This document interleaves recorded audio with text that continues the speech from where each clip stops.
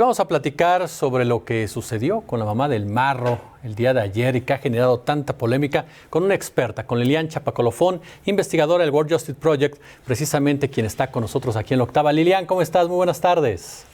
Hola, muy bien, Jesús. Buenas tardes y gracias a los que nos escuchan.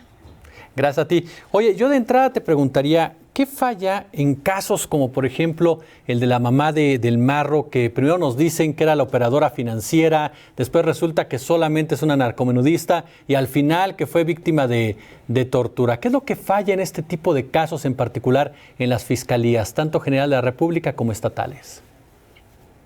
Gracias. Sí, creo que aquí es muy importante señalar que dentro de todo lo que puede fallar en una acusación, pues de las primeras cosas más importantes que hay que preparar para que una persona acusada de algún delito pues efectivamente pague por lo que hizo, si lo hizo claramente, tiene que comprobarse por medio de la investigación criminal.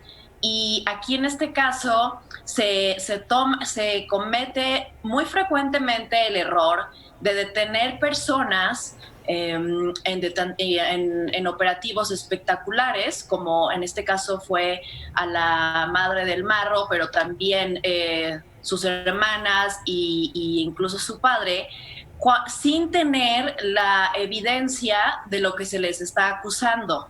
Entonces, en este caso, lo que parece y lo que apunta a que está ocurriendo es que aunque Eva Ortiz, que es la madre del Marro, el presunto fundador del cártel de Santa Rosa de Lima, se le señala como operadora financiera de esta organización delictiva, pues a la hora de detenerla y de presentarla ante un juez, se le acusa de narcomenudeo. Entonces ahí es donde no hay una correspondencia.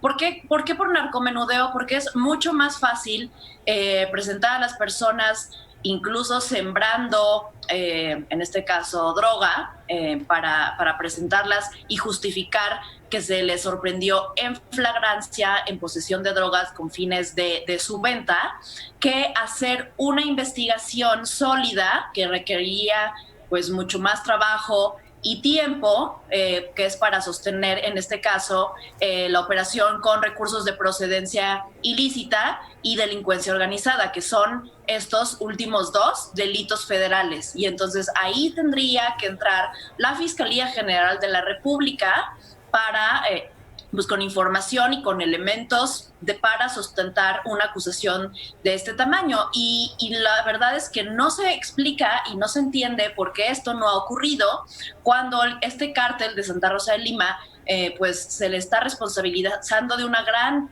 proporción, un gran porcentaje de la violencia homicida, de la violencia letal que se ha perpetrado en los últimos años en Guanajuato, que es hoy la entidad con más homicidios de todo el país. Entonces, en pocas palabras, yo te diría, Jesús, que el principal error es que no se realizan investigaciones criminales sólidas y por eso los casos se caen en tribunales. Entonces, no es culpa de los jueces, sino lo que pasa es que fiscalías, tanto federal como las locales, tienen muy débiles capacidades de investigación criminal y mientras eso no se solvente, no vamos a dejar de ver personas en esta llamada puerta giratoria, entrando al sistema y saliendo con una facilidad abrumadora. ¿Cómo solventamos este problema que al escucharte atentamente me queda claro que es un problema estructural? ¿Cómo se puede solventar? ¿Hay la intención? ¿Tú sientes que hay el deseo por parte del fiscal general de la República, por parte de los fiscales estatales de hacerlo? Mira, hay discusiones pues en marcha sobre cómo fortalecer la investigación y esto es un tema que yo diría que quedó pendiente de la gran reforma al sistema penal acusatorio, al gran sistema penal que se llevó a cabo en 2008. Se reformó la parte sobre todo lo que tiene que ver con la etapa del juicio, pero quedó pendiente dos aspectos fundamentales. La policía y la investigación del delito. ¿Y por qué digo que y además que están relacionadas? Porque es la policía, son las policías en el nivel federal, estatal y municipal las que deberían estar realizando la investigación de los delitos y en un esquema distinto al que tenemos ahorita, porque actualmente las fiscalías, el Ministerio Público tiene que enviar y ordenar a las policías que realicen los actos de investigación, pero pues por medio de procedimientos que solo entorpecen las investigaciones, es decir, se tiene que mandar un oficio por escrito a la policía para que lleve a cabo uno u otro acto de investigación, y esto no hace más que entorpecer las investigaciones. Entonces, aquí se trata, y lo hemos señalado en World Justice Project, de repensar y rediseñar el marco jurídico de la investigación de los delitos, porque las policías, tanto estatales y como del nivel federal,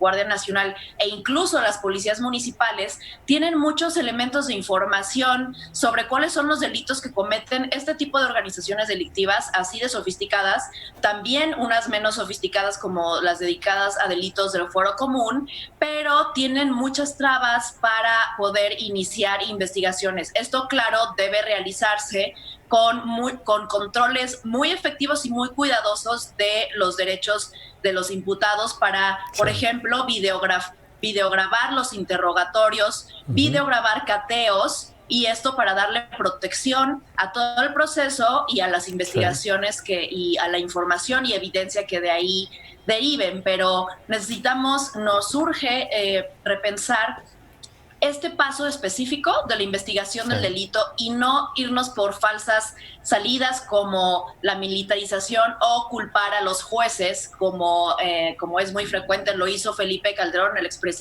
entonces presidente de la República, y hoy en la mañana pues vuelve a caer en esto el presidente Andrés Manuel López Obrador, cuando estamos saltándonos esta parte de formar a policías que sean los detectives que resuelvan los casos. Hoy en día se abre una carpeta de investigación para al menos el 10% de los 33 millones de delitos que ocurren cada año, de acuerdo con cifras del INEGI. Entonces, si no se investigan los delitos, en pocas palabras, vamos a tener nuestras cifras cada vez mayores de impunidad, y pues esto compete, en el caso de Guanajuato, sí a la Fiscalía Local, que hizo una acusación bastante débil por narcomenudeo contra la madre del Marro, pero la Fiscalía General de la República parece no tener ningún elemento para hacer una acusación contra